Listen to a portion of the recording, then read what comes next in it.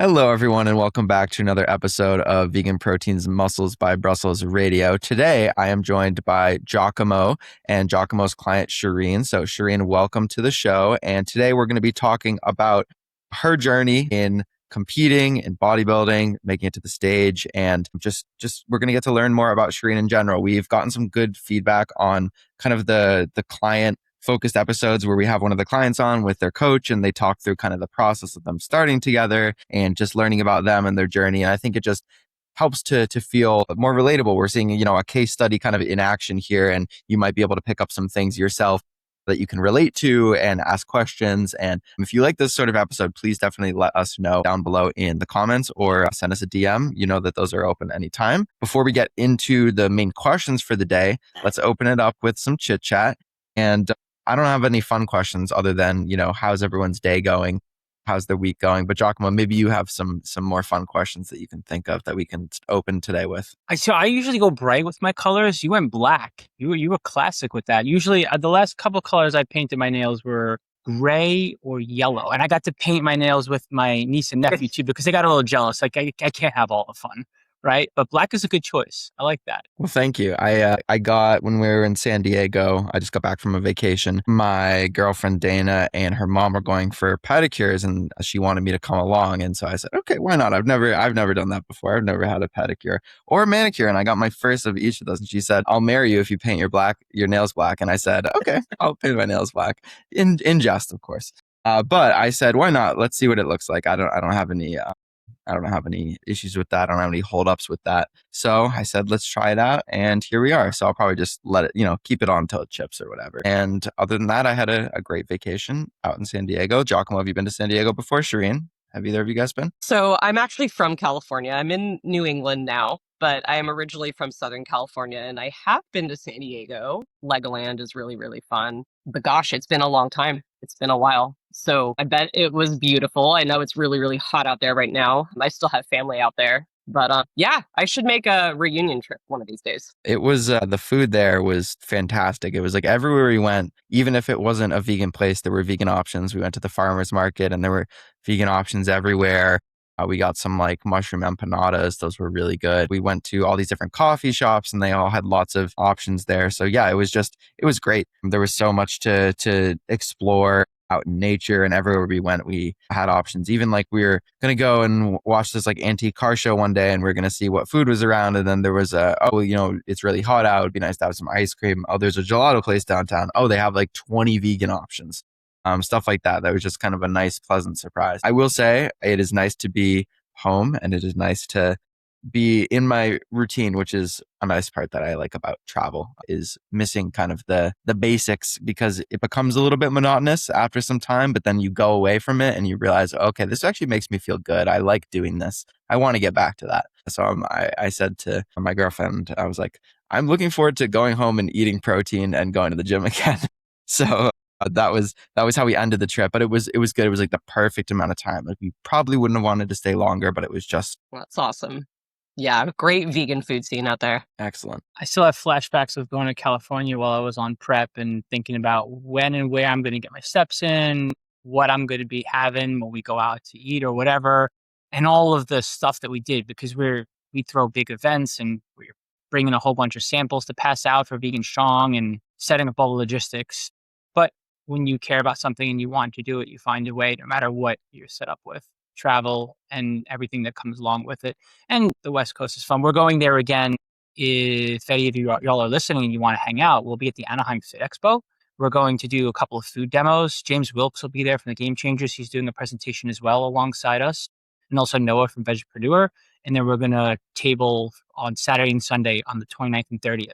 And if any of y'all are around on a Monday, we're going to hang out and take an extra day and get together with as many of our people as possible. So maybe we'll see you out there. You can find me. I mean, 917-533-5623. Go ahead and look it on the transcript. That's my number. Text me, call me. You want my address? You can knock on my door. I don't care. Like, if you want to reach me, you'll be able to reach me. Just find a way. I'll make it easy for you. But yeah, we'd love to hang out. Absolutely. That would be really, really cool. But I don't know. I mean, I could do this all day long, but you know that you're going to have to reel me in at some point and get us to actually talk about what we're actually talking about. So please, because we missed you, because it was Danny and I before on the last episode, and we're like, where's Ben? We're just talking about nothing and nonsense. We need some order over here. I think it'll be good to have an episode throwback to the OG podcast days when it was just you and Danny in the podcast studio. I'm sure that brought up some memories. So people will get a little taste of that in the upcoming episodes of the podcast. It might already be out by the time that this one comes out. I'm not exactly sure, but yeah, let's get into the meat and potatoes, so to speak, the vegan meat and potatoes for today, and that is talking about Shireen, you and your journey. So I think a great place for us to start would be just letting the audience know a little bit about you. I guess it could be like your elevator pitch, what you tell people when they ask, hey, who is Shireen? So let's start there, and then I can get more specific. Yeah, this is awesome. So I just realized driving home this morning from getting a coffee that it has been 10 years since I've been vegan. So that's really cool. We hit our first decade. And so I was telling 𝐬𝐝𝐽 the other day and he asked me, how long have you been weight training? And very, very inconsistent over the years. But I would say in terms of bodybuilding, it's just been a little over a year now. But I think the interest has been there probably for at least 15 years. So I've always wanted to be an athlete. I did play soccer growing up and also was a swimmer.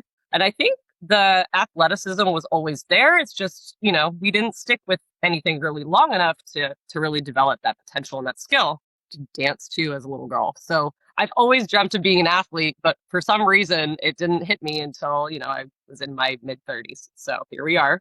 And I think the main thing is in terms of bodybuilding, it's funny. So 10 years ago, I was in my gynecologist's office and, he asked me what's up.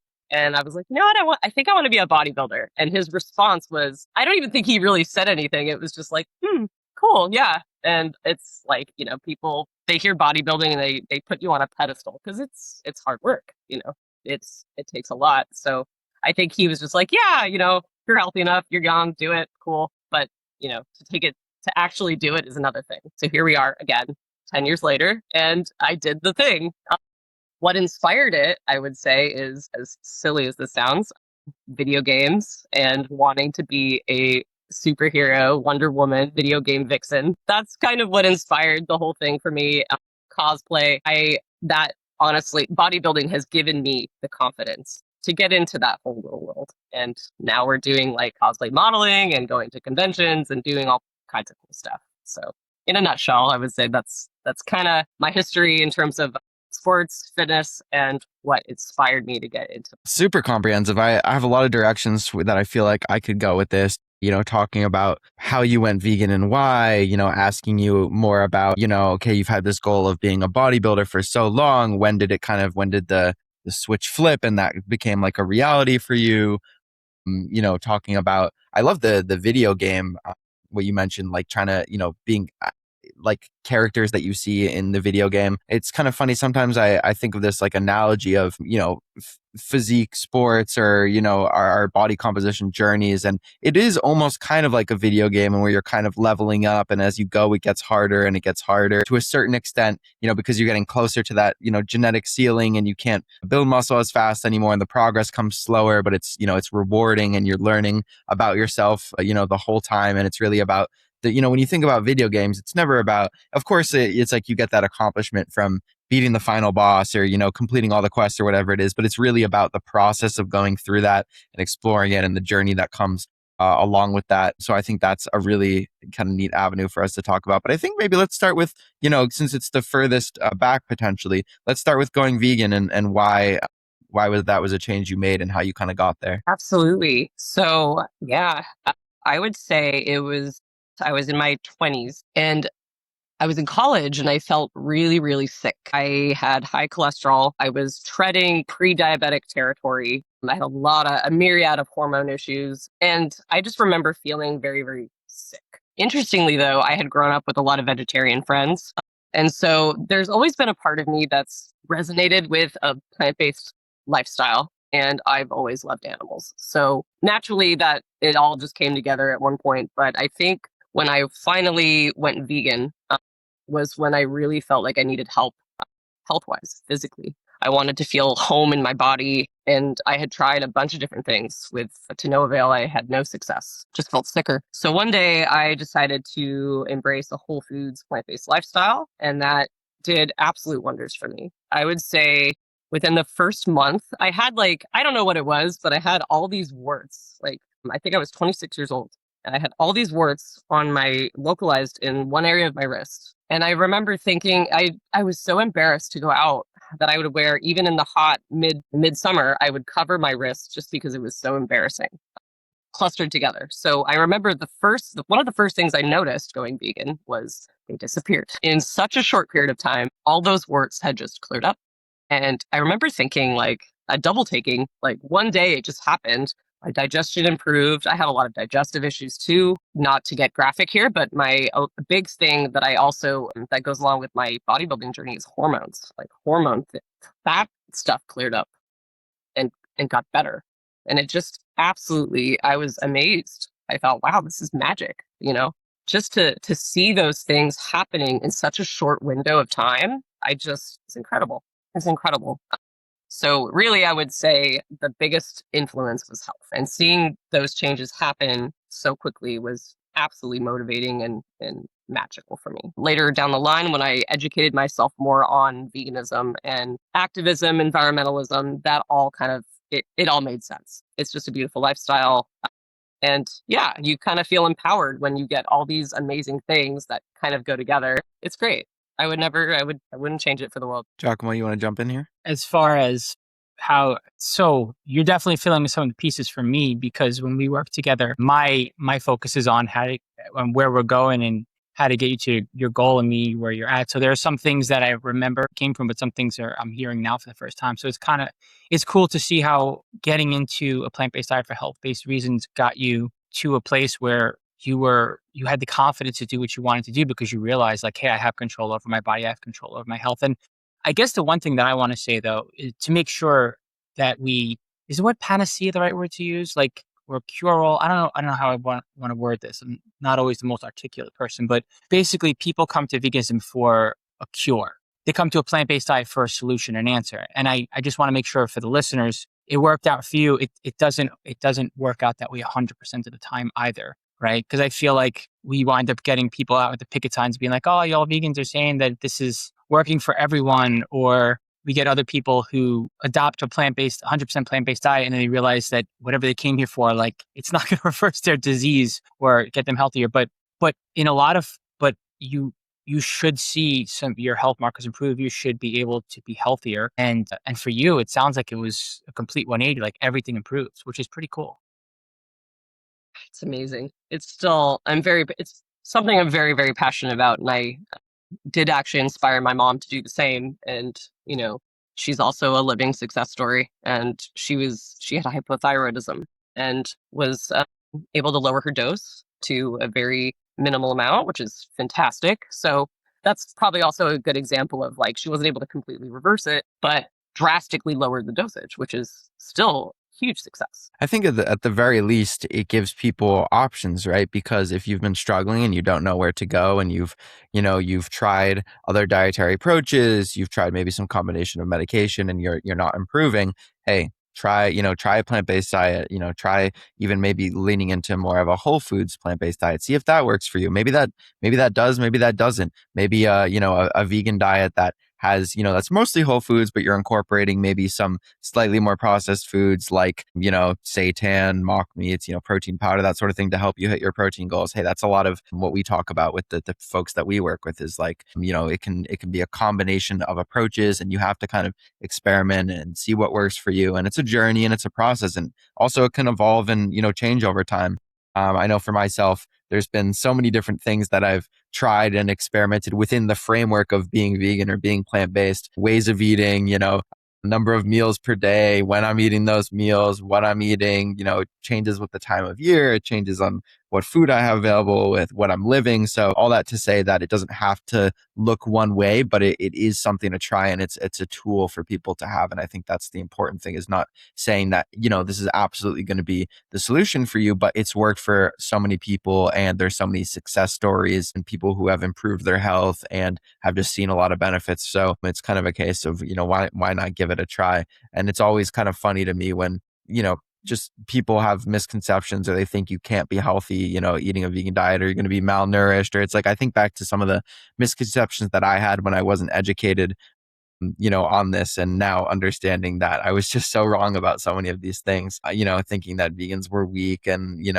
I had all those misconceptions myself. So I think it's, a lot of us, maybe are similar in that way. It's like, you don't know until you know. And then once you know, you can, make some changes if that's something that you want to do. But my It's true. assumption here, oh, sorry, go ahead, Shireen. Oh, I'm sorry. No, I was just at this time you reminded me that I remember the year that I started incorporating all these meals and these changes, and I was living with my parents still. And you always want to get the people you love, their approval, and that can be kind of challenging when they themselves don't understand it.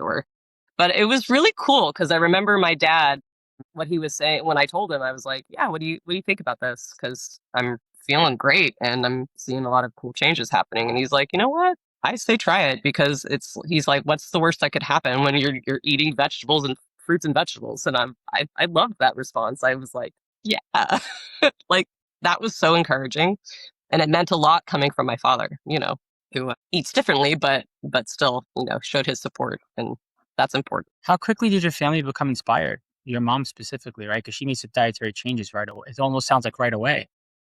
It was right away. My mom and I are very close.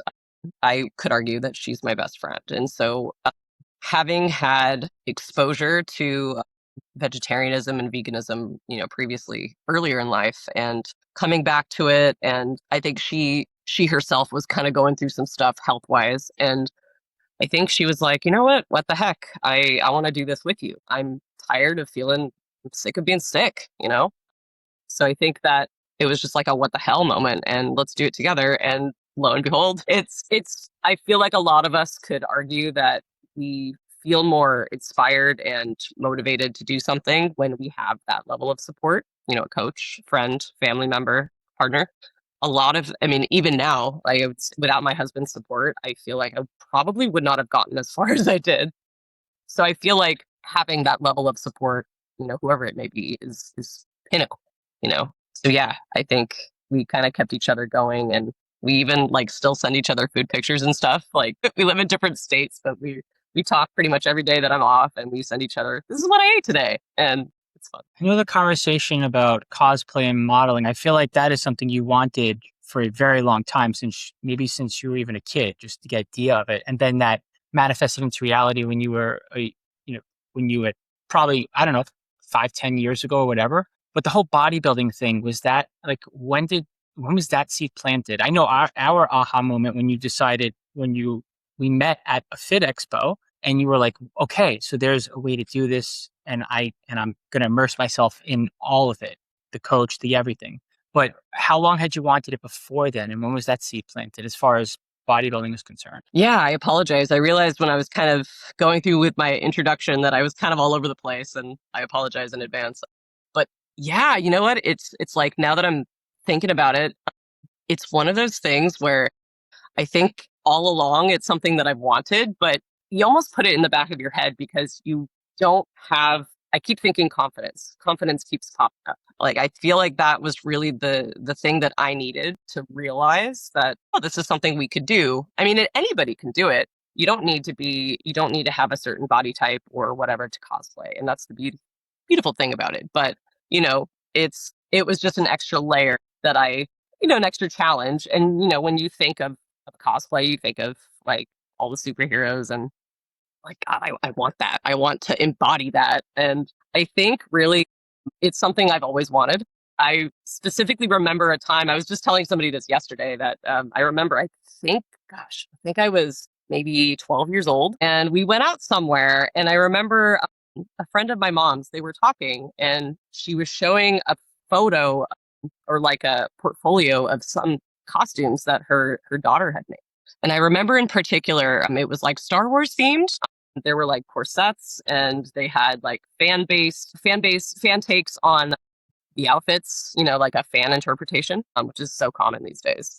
And I loved that. I remember looking at that. I was mesmerized. I thought that was the coolest thing. And so around that time, I remember trying to like take, I didn't have a sewing machine. I didn't know how to sew, but you take what you have and you try to work around it, and just turning pieces of clothing or costumes that I had and trying to turn it into something else was kind of an art in itself. So that, I could argue, has been a thing for a very, very long time. When I realized and connected it with the bodybuilding, I'm trying to think, gosh, I think back in the day when I was talking to my doctor, like, I want to do bodybuilding. It's just always been there, but you don't like, I don't know. I always thought like I'm not ready. I'm not ready for that yet, because I'm not performing, or I'm not looking a certain way. And that's very unfortunate, because I want people to, I think really what you need is the confidence and the belief that you can do this. And that really is, the more I think about it, the more I talk about it, I realize that's really what kicked it off for me.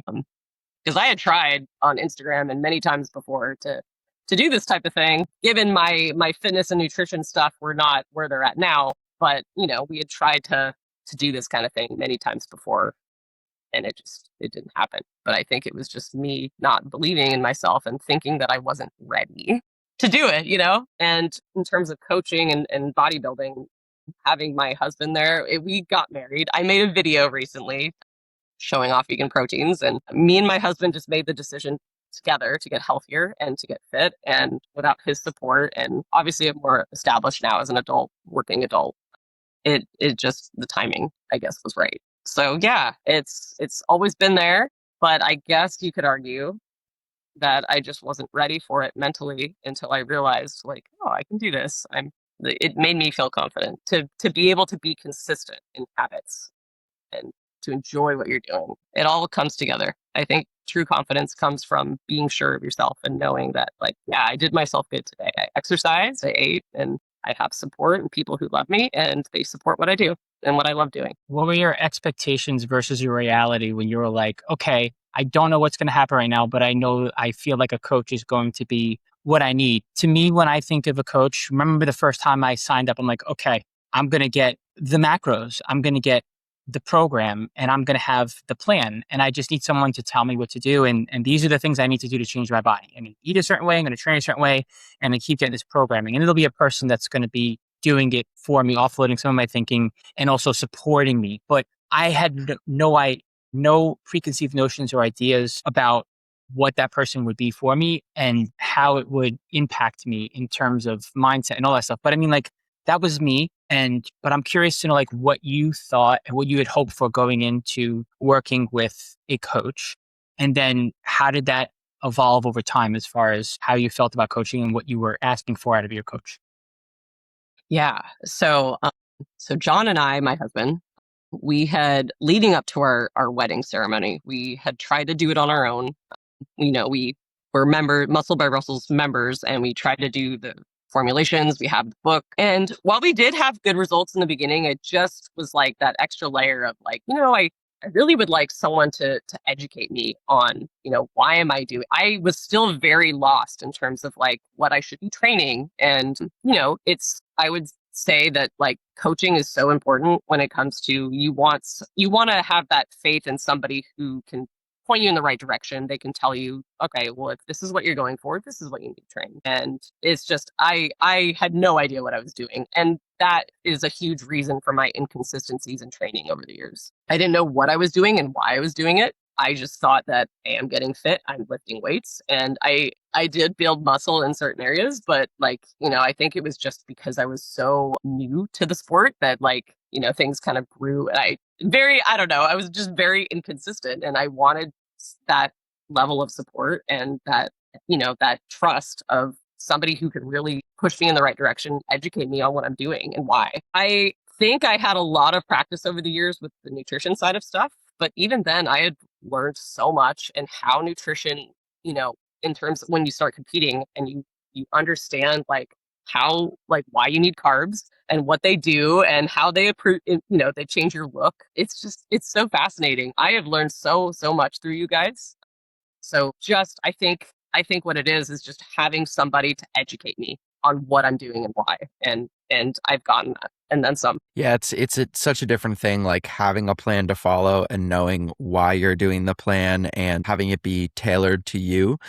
Because I think when you know the why behind something, it just gives you more buy-in as opposed to like, okay, I'm doing this thing. I'm getting decent results, but I don't really know why. And I don't really know how to like make it better or improve my process so that I'm getting the best results that I can be getting. And I think there's also this just underlying sense of doubt that you have in the back of your head where you're like, am I doing what I should be doing? Am I not? Am I doing a good job? Could I be, leaving some progress on the table, whatever it is, and just having somebody to give you the reassurance to look at, what you're doing and set it up for you in the way that's going to, best fit, your specific circumstance.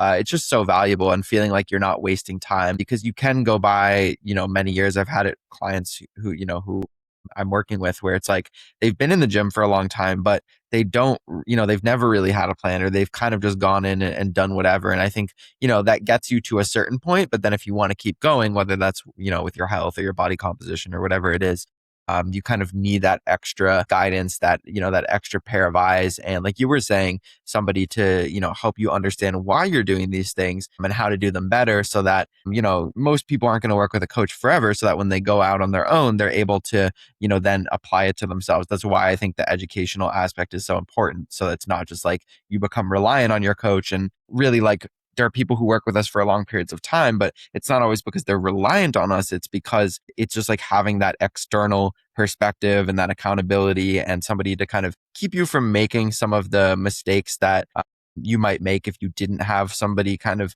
there with you. Those are all really, really valuable things. 𝐶𝐿, I'd love to hear, your perspective here when you first started working with Shireen. What stood out to you? What were you kind of thinking in terms of maybe, the bodybuilding process, but also just like, okay, strengths, things for us to improve upon, what was standing out to you? You're laughing. You've got something in mind right now. Shireen gave me whiplash so many times. Yeah,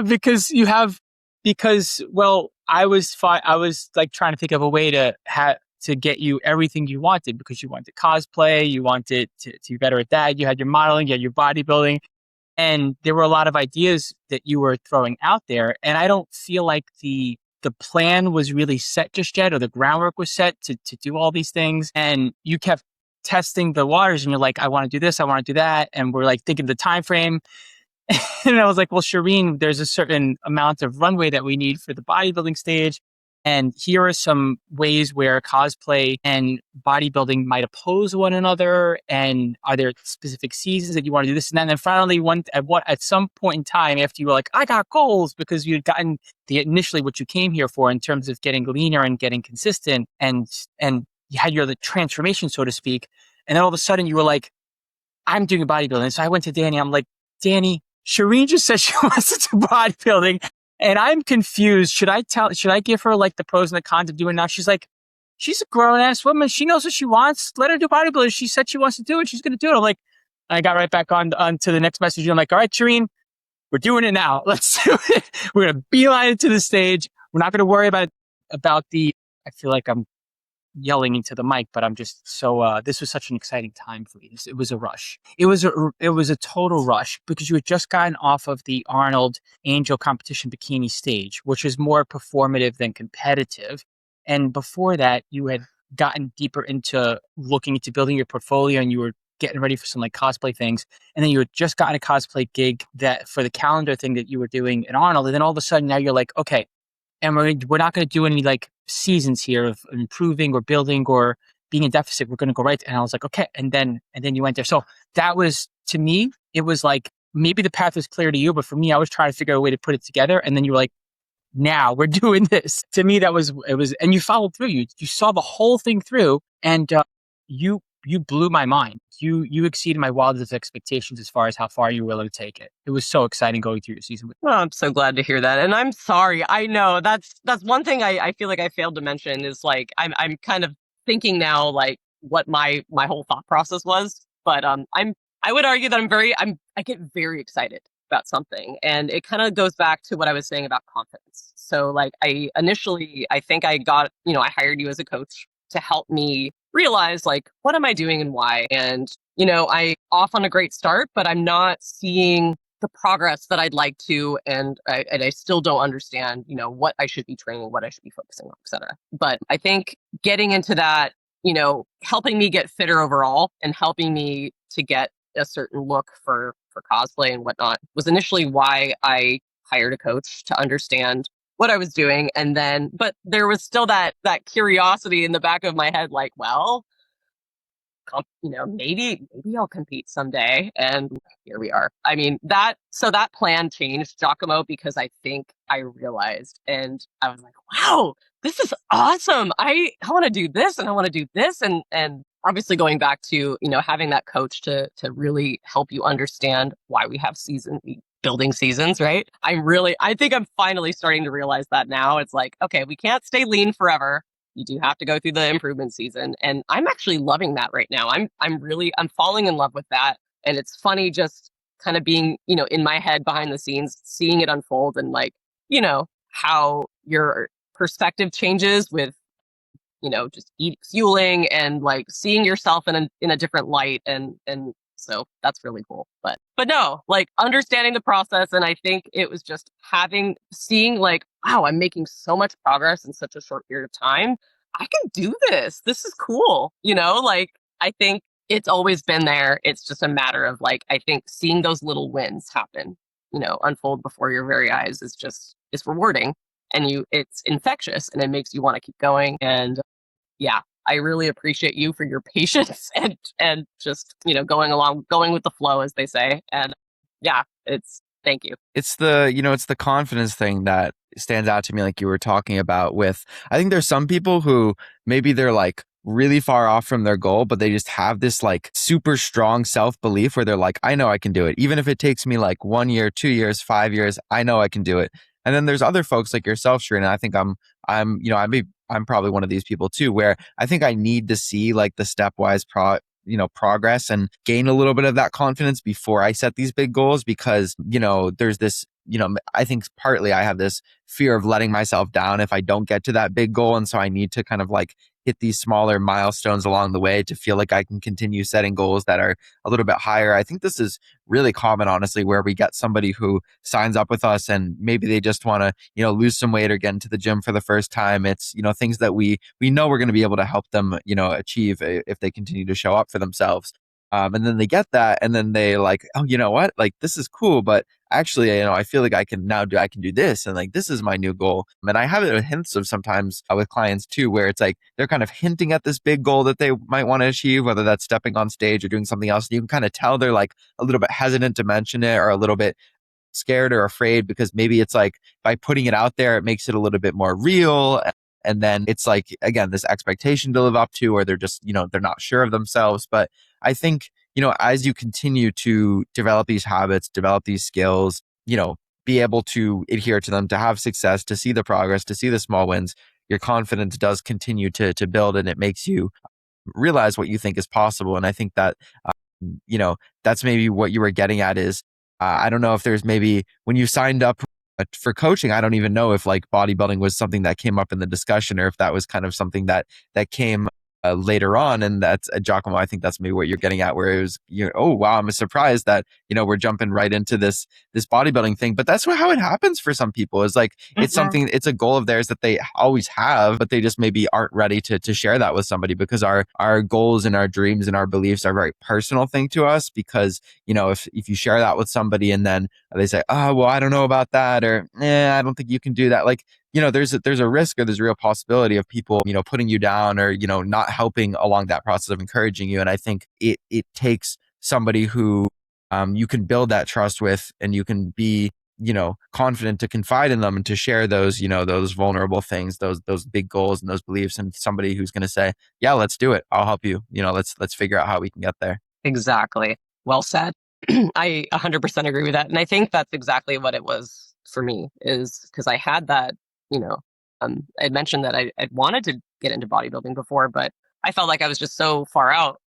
And, then you're worried about going back to family and support of people worrying like, oh, you sure about that? That's going to be really hard or it's really unhealthy. And it's just, you have people in your life that, with the best intentions, I think, but it can cloud your judgment and make you feel like, oh, maybe this isn't something I should do. But deep down, it's like, oh, I really want to do that. I really want to do that. And, I wasn't sure and I didn't think I was ready. But that confidence and that reassurance of like, wow, I'm making insane progress in such a short period of time was enough to, to to keep that going. And again, thank you, 𝐬𝐿𝐵, for being so patient with me. And I'm really excited to see where we go along with this. And yeah. I'm waiting for the next big idea that you throw at me where you're like, were you listening at all? I've been dropping these hints and saying it for 3 months now. Can we do it? And I'm like, yes, we're ready. Sometimes I jump the gun and I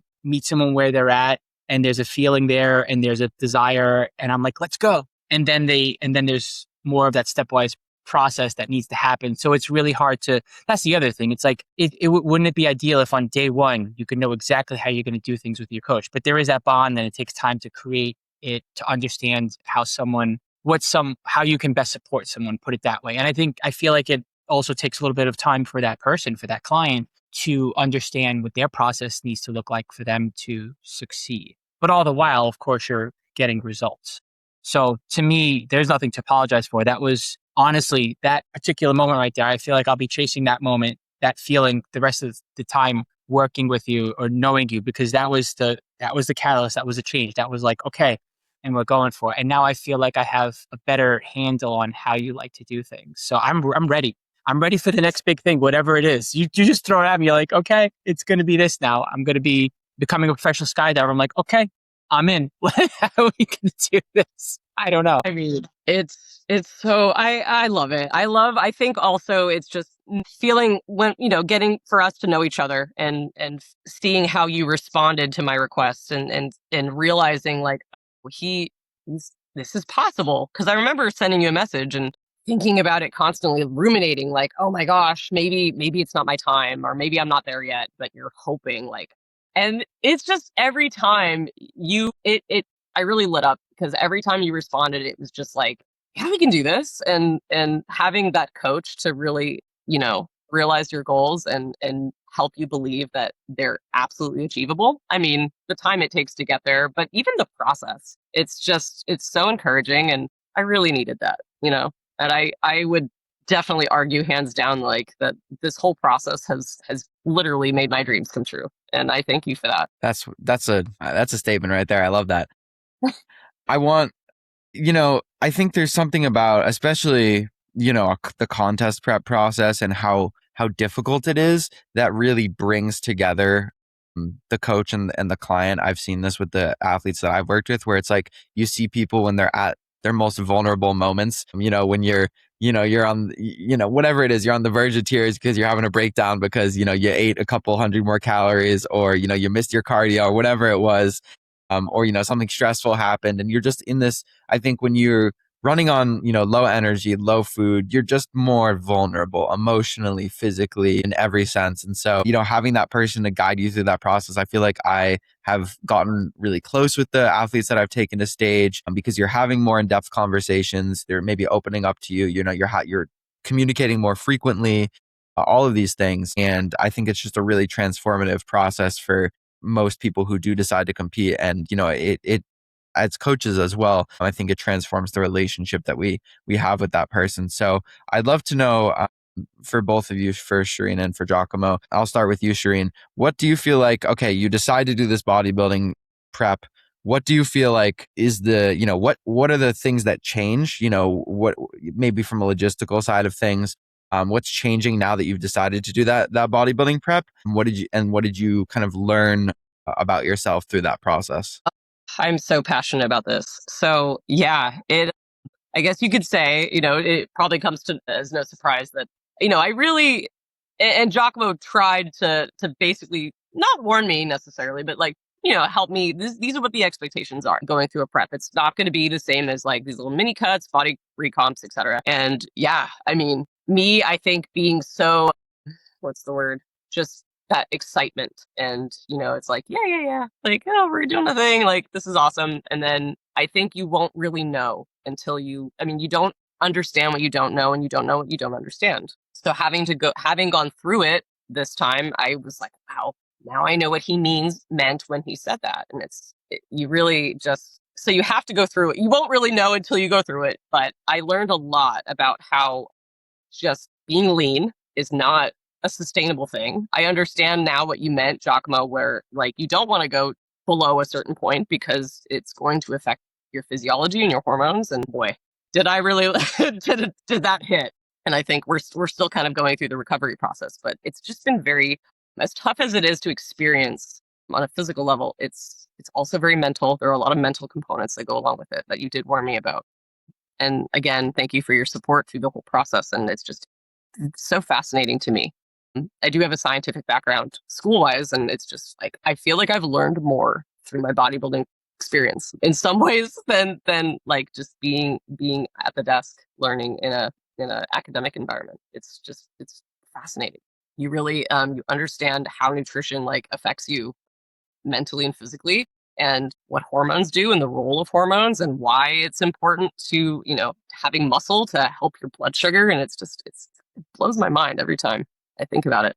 And it's just, you have these little aha moments of like, I'm experiencing this, and this is like, you make connections. And I think that is so cool. It's so cool to be able to like, you hear something from some source many times throughout your life if you're interested in this one thing, and it's like going through it, actually experiencing it, really it's just a whole nother level, and it makes sense, and you start to piece things together, and I just find that so cool.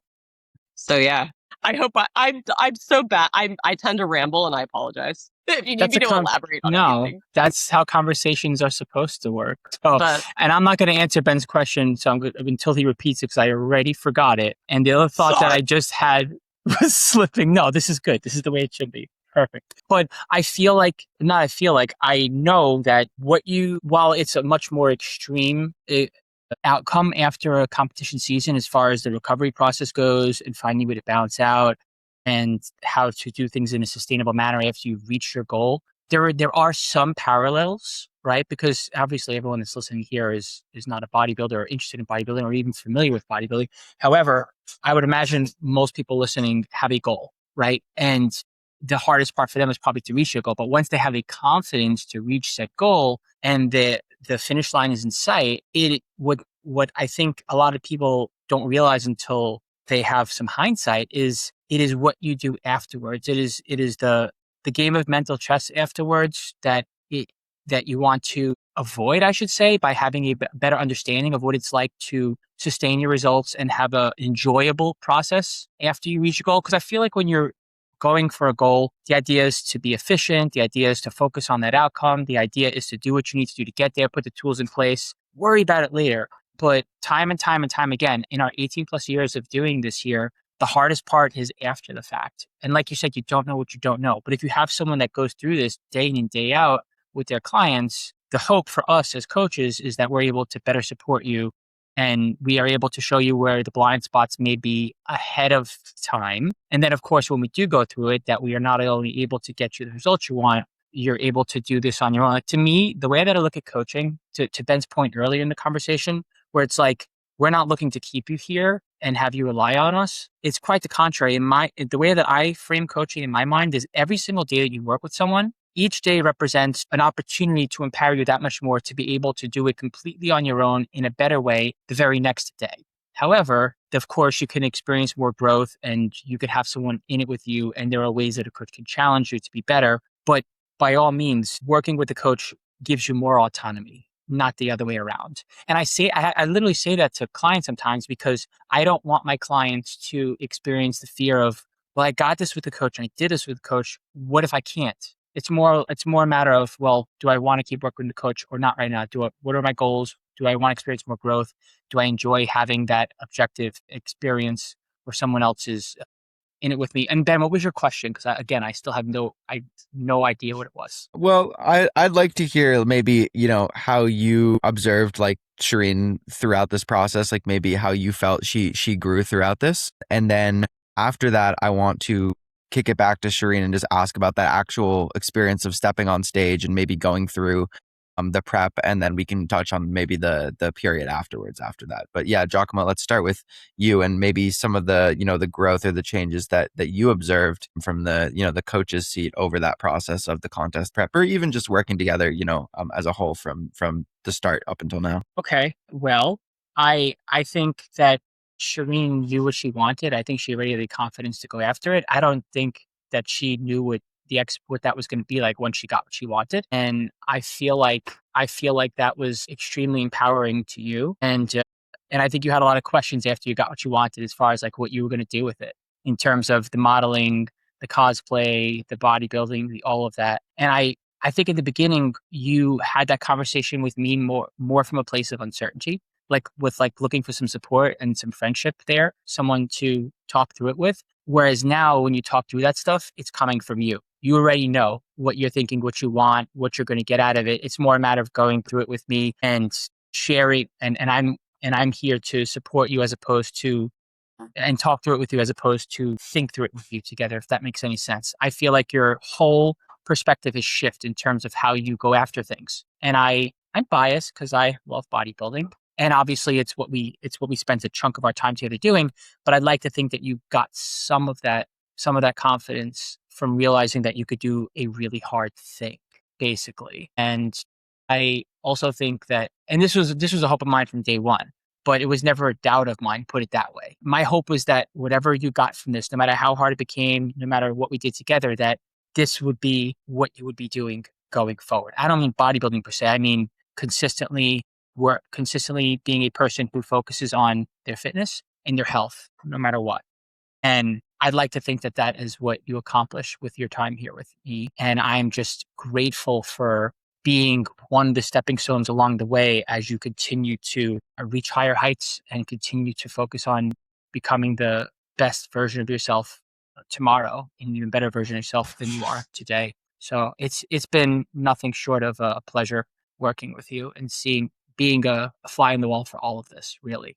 I'm trying not to cry over here. Thank you. No, that's beautiful, 𝐸𝐿𝐵𝐿. Thank you. I would say yes, absolutely.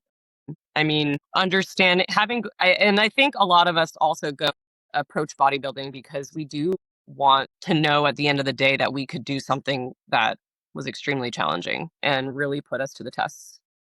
That's definitely another aspect of it, for sure. And just relating it to, all these cosplay heroes or these characters that you want to embody. It's like, we look at them as like, wow, they can do anything. They're Superman, Superwoman, they do what they set out to do. And so it's like, it all kind of goes together. It's not just the physical, but it's also like the mental and the willpower and the discipline. They carry out and do all the tasks that are expected of them. And I think that's another huge part of it. And the more I dive deep into this process, it's like I realize that that's a huge point that I want to make. At the end of the day, I've realized that what this has done for me is far beyond the physical. And I find that so incredibly empowering. It's a lot of it has been mental, just confidence and knowing that you can do something when you're consistent, when you put your mind to it. Like, anybody can do this. And that's so beautiful, I would say, and sometimes I get bashful sharing this, but in all seriousness, I think going through my bodybuilding prep was a very spiritual experience. In a way, it's like I chose to do it. I feel like, I was very impatient and wanted to do bodybuilding like right away. But when I think back, I'm very much into nature, and I like to live in tune with the seasons. And so when I look back and I think like, wow, I started my bodybuilding prep at the start of winter, and I was going through a famine.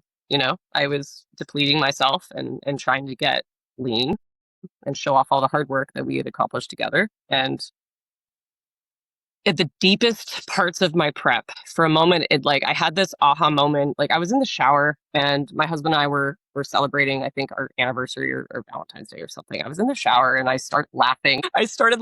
And he pokes his head in and he's like, "You okay? Like, what's going on?" And I was like, I don't know why, but I just envisioned myself as like this baby deer, like coming out of like into springtime, because my competition was like at the very start of spring. And it's like I had just gone through this famine, and now it's like I'm feeling revitalized, like energetic, and like that adrenaline high of like, wow, like here I am, like this is our moment to shine. And it's like, I know it sounds so cheesy, but it made me realize like, wow, I experienced a small fraction of like what the creatures out there in the wild here in New England and then all over the place when we have harsh winters. It's like I got to experience a part of that. And it really helps you appreciate life, like the small things. Like an apple was the sweetest thing I had tasted, I think, the entire prep. And that was it's kind of a beautiful thing. Like, this apple, I appreciate every single bite, and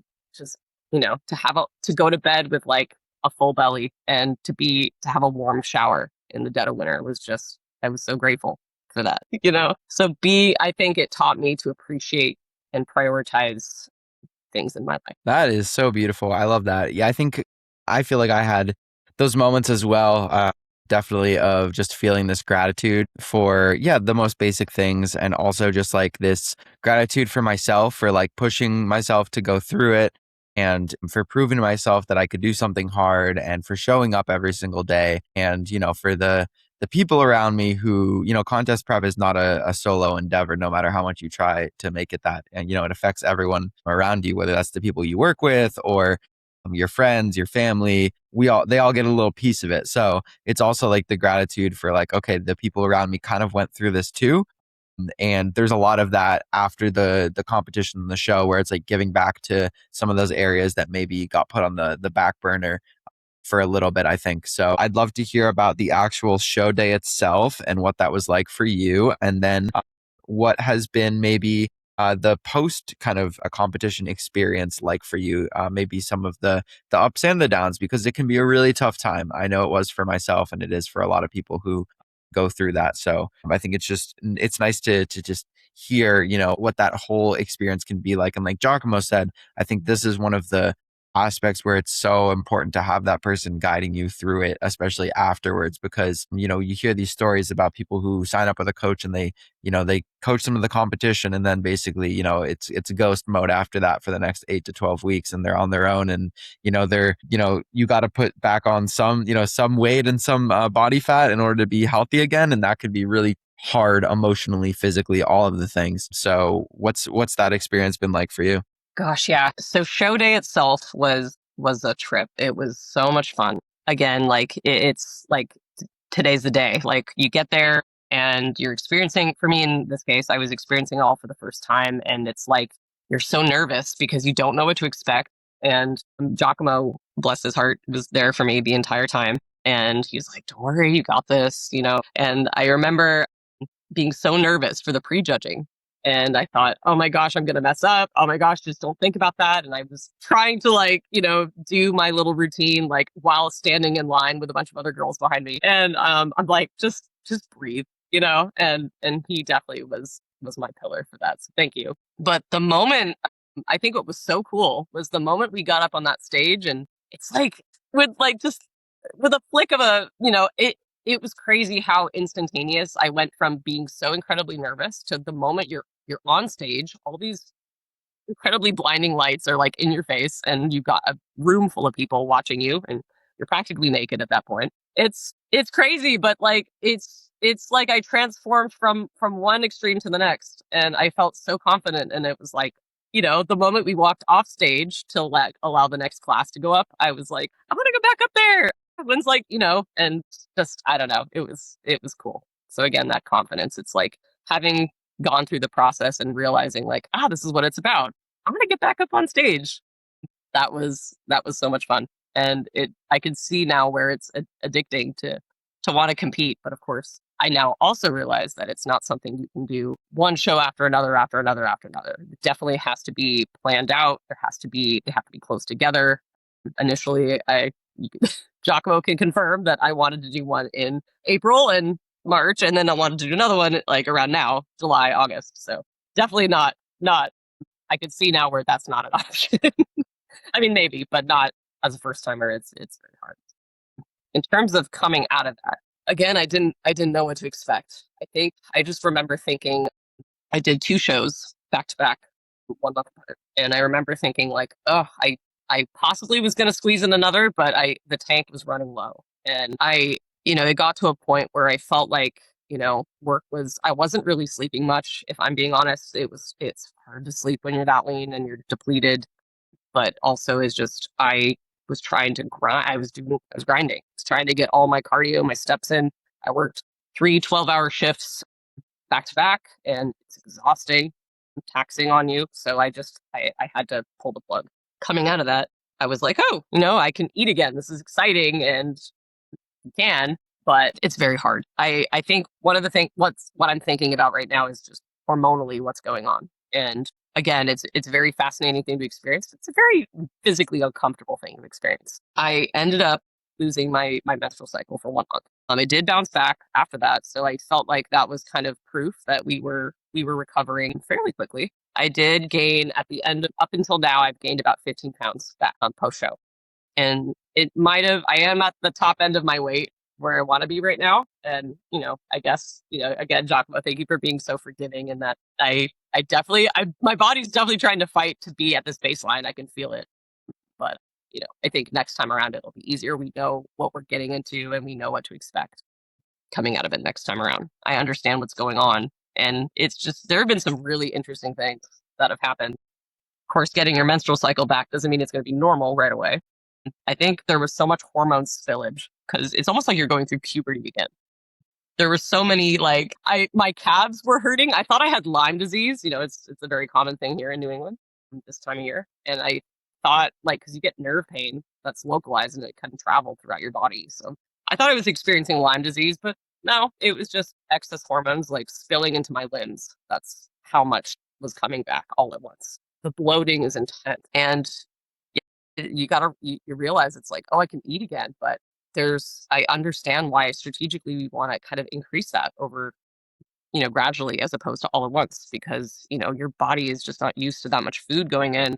Your stomach has shrunk, and it's just you're like, there's spillover. Glycogen, water, salt, everything is just, it's been an experience. And while it's not the most comfortable and pleasant experience, it's been very enlightening and very something that I've learned, and it's physiologically and biologically, it's very fascinating. It's part of the prep, it's part of the experience, and it really helps you understand why this, and I try to educate people, people I know at work who watch me go through this process. You can't be, dare I say, I don't want to say skinny because that's not right, but you don't want to be lean. This is not a look. I try to emphasize that to all the women who have been cheering me on the sidelines. So you cannot be this all year long. There's no way.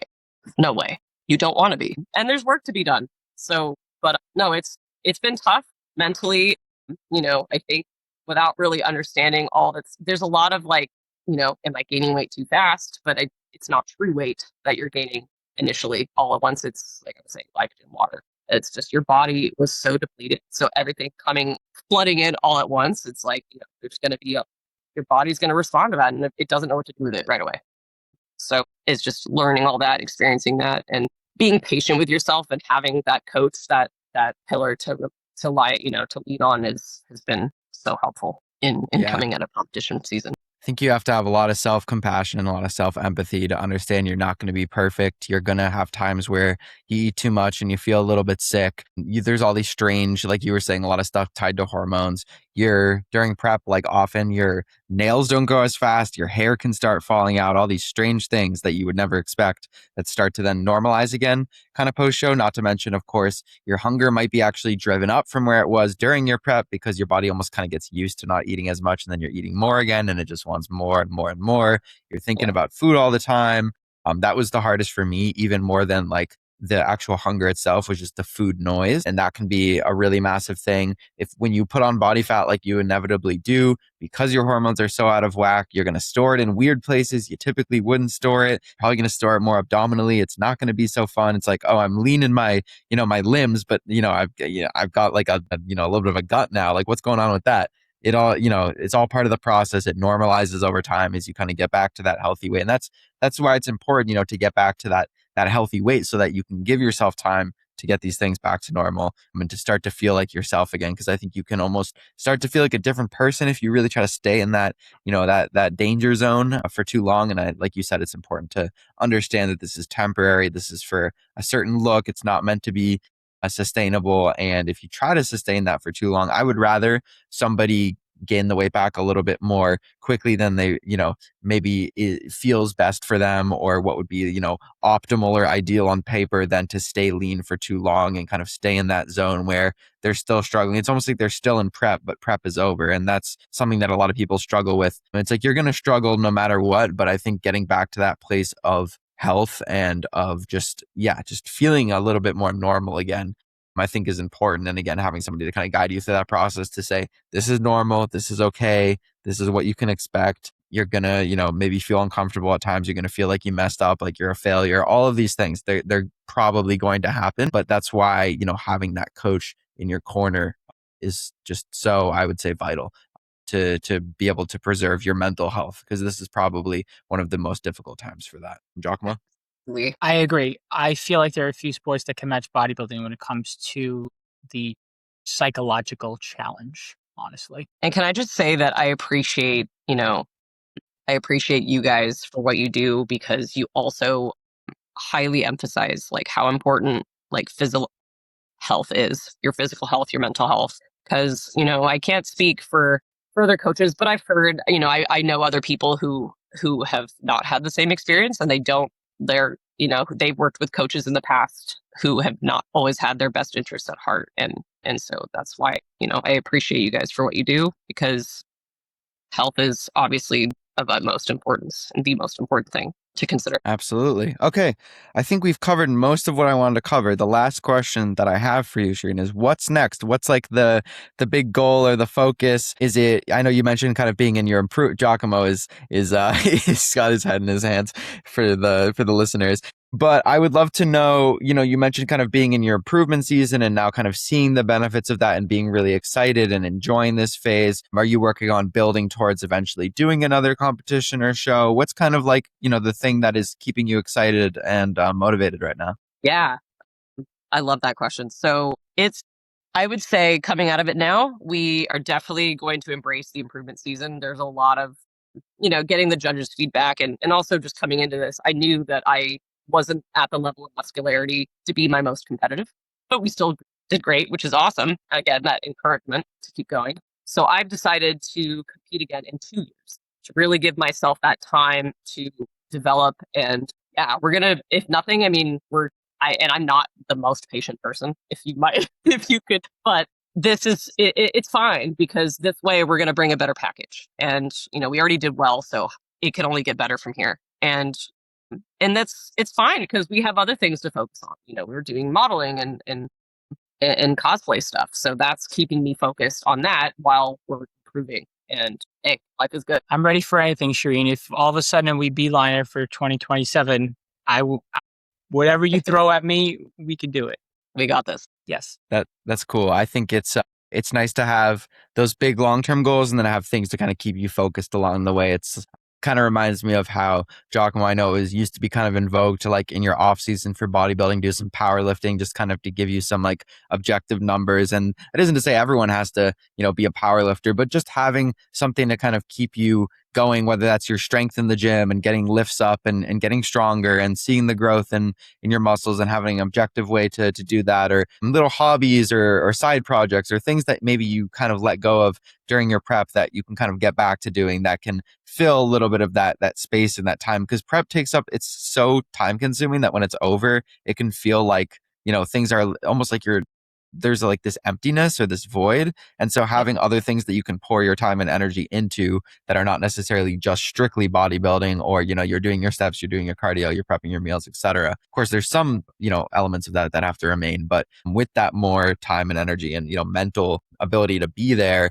you kind of have time to, invest in other things, which I think is a positive and something that should be embraced during your improvement season. You can go out to eat again. You can, just do things that you maybe didn't have the, mental bandwidth for prior. So it's definitely a time to take advantage of that. And I look forward to seeing the rest of your journey, Shireen. And Thank you, everyone, for listening to another episode of Vegan Proteins Muscles by Russell's Radio. If this conversation has sparked something in you and you're interested in learning more about what we do, there will be a link down below.